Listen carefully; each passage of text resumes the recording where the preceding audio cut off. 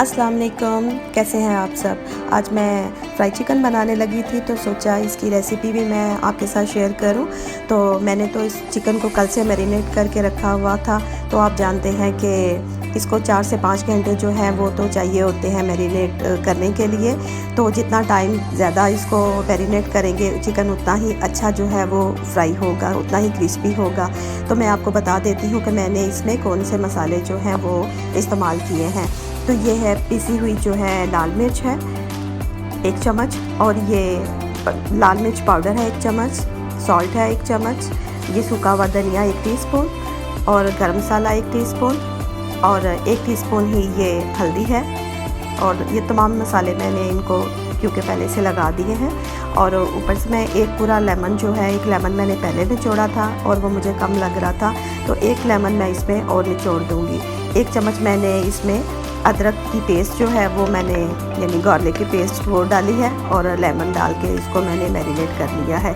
ये एक नाइफ के साथ जो है मैं ये छोटे छोटे से कट्स लगा लूँगी ताकि तमाम मसाला जो है वो इसके अंदर अच्छी तरह से मर्ज हो जाए और चिकन जो है वो अच्छा सा टेस्ट भी इसका आए। अब इसकी हम लोग कोटिंग जो है वो तैयार कर लेते हैं।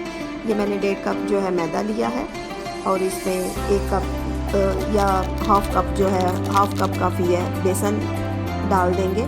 और बेकिंग पाउडर है इसमें 2 टीस्पून, और 1 टीस्पून इसमें सॉल्ट का शामिल कर दिया, 1 टीस्पून इसमें रेड चिली पाउडर वो डाल दिया, और इसको अच्छी तरह से हम मिक्स कर लेंगे।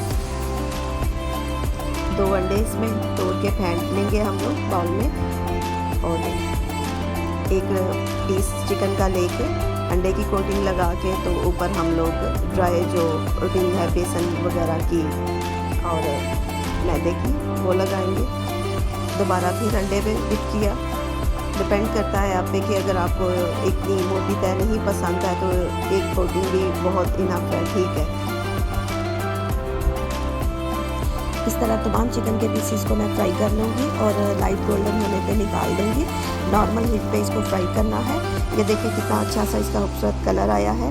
दुआ में याद रखिएगा।